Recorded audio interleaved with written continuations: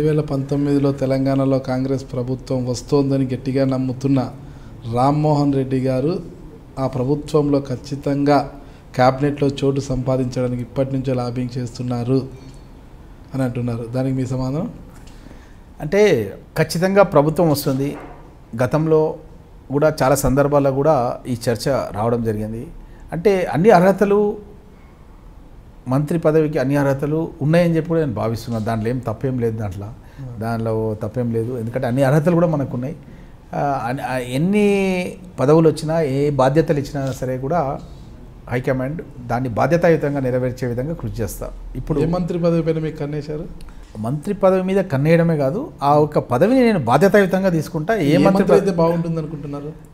అంటే నేను నా అంతటా నేనుగా పలానా మంత్రి అయితే బాగుంటుంది అని ఆలోచించే ఆలోచన ఇదైతే నేను బాగా న్యాయం చేయగలను అట్లాంటి ఆలోచన నేను ఈ మంత్రి. ఇప్పుడు మీరు ఉన్నత విద్యావంతులు కాబట్టి, విద్యా కళాశాలలు ఉన్నాయి కాబట్టి, విద్యా సంస్థలు ఉన్నాయి కాబట్టి విద్యామంత్రి కావాలనుకుంటున్నారా? మెడికల్ కాలేజ్ వస్తుంది కాబట్టి ఆరోగ్య శాఖ మంత్రి కావాలనుకుంటున్నారా? అంటే ప్రభుత్వం రావాలన్నదే ఇప్పుడు మొట్టమొదటి పనిగా మేము ఆలోచన చేస్తున్నాం తప్ప ఇప్పుడే ఆ శాఖ ఈ శాఖ అని ఆలోచించడం అనేది లేదు. ప్రభుత్వాన్ని అధికారంలో తీసుకురావాలంటే బూత్ స్థాయిలో బలోపేతం చేయడానికి రాహుల్ గాంధీ గారు, ఉత్తమ్ కుమార్ రెడ్డి గారు, జానారెడ్డి గారు నాకు ముఖ్యమైనటువంటి ఒక అసైన్మెంట్, కాన్ఫిడెన్షియల్ అసైన్మెంట్ ఇచ్చినారు.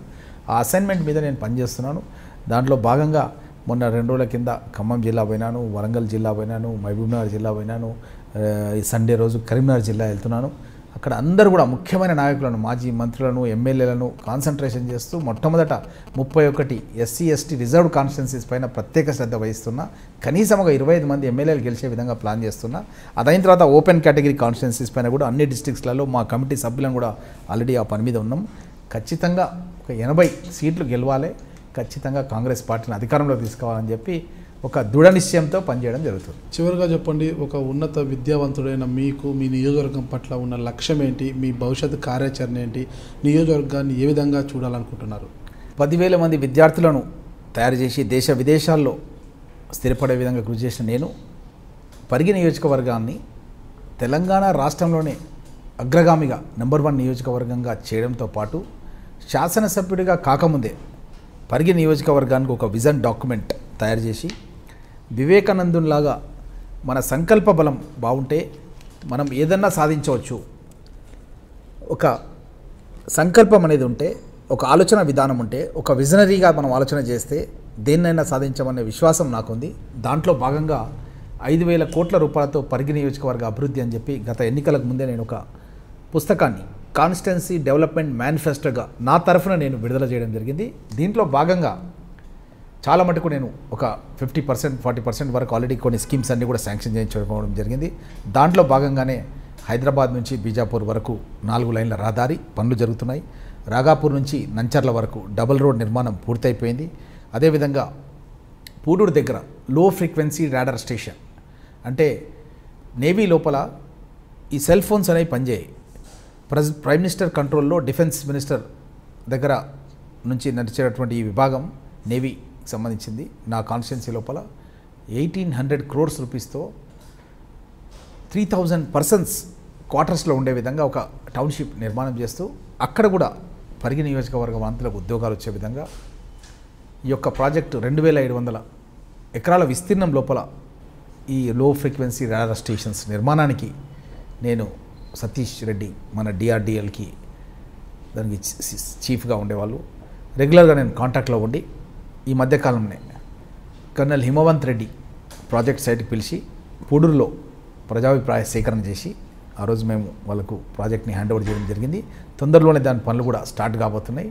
ఈ యొక్క లో ఫ్రీక్వెన్సీ రాడార్ స్టేషన్ మూలంగా కమ్యూనికేషన్ నెట్వర్క్ ఢిల్లీ నుంచి డైరెక్ట్గా పరిగి కాన్స్టిట్యున్సీ పూడూరు మండల్కి కనెక్ట్ అవుతుంది.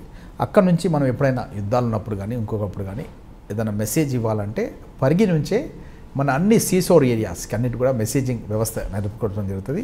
మొన్ననే దానికి పరిపాలనకు సంబంధించిన అనుమతులు చాలా 14 అనుమతులు కావాలి, అవన్నీ కూడా వచ్చేసినాయి. తొందరగా దాని వర్క్ స్టార్ట్ కాబోతుంది. ఇది రావడం మూలంగా పరిగి ప్రాంతం లోపల జాబ్స్ రావడం జరుగుతుంది.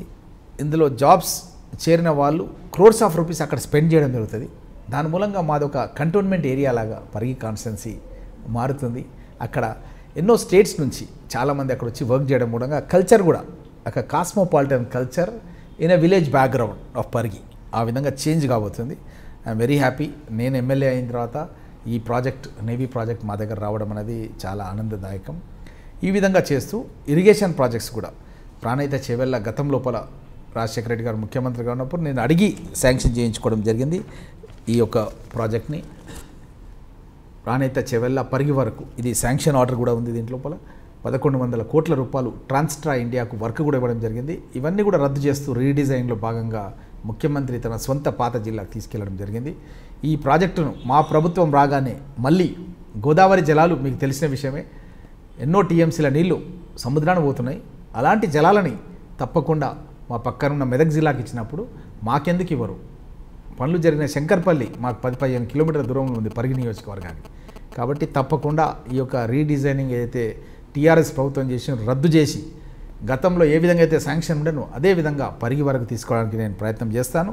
అదేవిధంగా పాలమూరు రంగారెడ్డి కూడా పాత డిజైన్ ప్రకారం జురాల నుంచి పరిగి నియోజకవర్గానికి నీళ్ళు వచ్చే విధంగా కృషి చేయడం జరుగుతుంది. దానికి సంబంధించింది కూడా ఆల్రెడీ పాత డిజైన్కి సంబంధించింది కూడా ఇంతకుముందు నేను చూపించడం జరిగింది. ఇది జురాల ప్రాజెక్టు నుంచి పరిగి నియోజకవర్గం లోపల ప్రాజెక్టుల నిర్మాణం చేయడానికి అని చెప్పి పాత డిజైన్ ఉంది. ఈ డిజైన్ ప్రకారమే ఈ ప్రాజెక్టు నిర్మాణం చేసి పరిగి నియోజకవర్గంతో పాటు వికారాబాద్, పూర్వ రంగారెడ్డి జిల్లా మొత్తం కూడా సస్యశ్యామలం చేయడానికి కృషి చేయడం జరుగుతుంది. ఇదే కాకుండా పరిగి నియోజకవర్గం లోపల హాస్పిటల్స్ గురించి కూడా నేను ఎమ్మెల్యే అయిన తర్వాత 5 కోట్ల రూపాయలతో హాస్పిటల్ భవనాన్ని పెద్ద ఎత్తున నిర్మాణం పనులు కొనసాగుతున్నాయి. ఇంకొక 15 రోజులలో నిర్మాణం పనులు పూర్తిగా వచ్చినాయి. ఇంతకుముందు చాలా చిన్న హాస్పిటల్గా ఉండేది పరిగి, తొందరలోనే 100 బెడ్ హాస్పిటల్ కింద చేయబోతున్నాను నేను ఎమ్మెల్యే అయిన తర్వాత. అదేవిధంగా పరిగి లోపల మోడల్ స్కూల్స్ కూడా ప్రతి మండల కేంద్రంలో కూడా ఇంగ్లీష్ మీడియంలో విద్యాబోధన చెందే విధంగా ఆల్రెడీ ఏర్పాటు చేయడం జరిగింది. తప్పకుండా పరిగికి ఒక డిగ్రీ కళాశాల కూడా స్థాపించడానికి అని చెప్పి ప్రభుత్వం పైన ఒత్తిడి తీసుకొస్తున్నాను. శాసనసభలో కూడా హామీ తీసుకున్నాను. తప్పకుండా ఒక డిగ్రీ కళాశాల కూడా పరిగికి ఏర్పాటు చేయడం జరుగుతుంది. మీరు చూస్తున్నారు ఐ డ్రీమ్ న్యూస్ని. మీరు చూస్తున్నది ఐ డ్రీమ్ న్యూస్. అంటే కళలని నిజం చేస్తూ ప్రజలకి నిజాలని కళల ద్వారా తీసుకొచ్చే ఐ డ్రీమ్కి మై బెస్ట్ విషెస్. మీరు చూస్తున్నది ఐ డ్రీమ్ న్యూస్. మీరు చూస్తున్నారు I dream channel. For more videos please subscribe I dream. మరిన్ని వీడియోల కోసం ఐ డ్రీమ్ని సబ్స్క్రైబ్ చేయండి. Please subscribe I dream. And I am very much satisfied with the way interview went on. Kindly subscribe to I Dream. For more videos, subscribe to I Dream. And loads of fun entertainment and content. Do watch I Dream.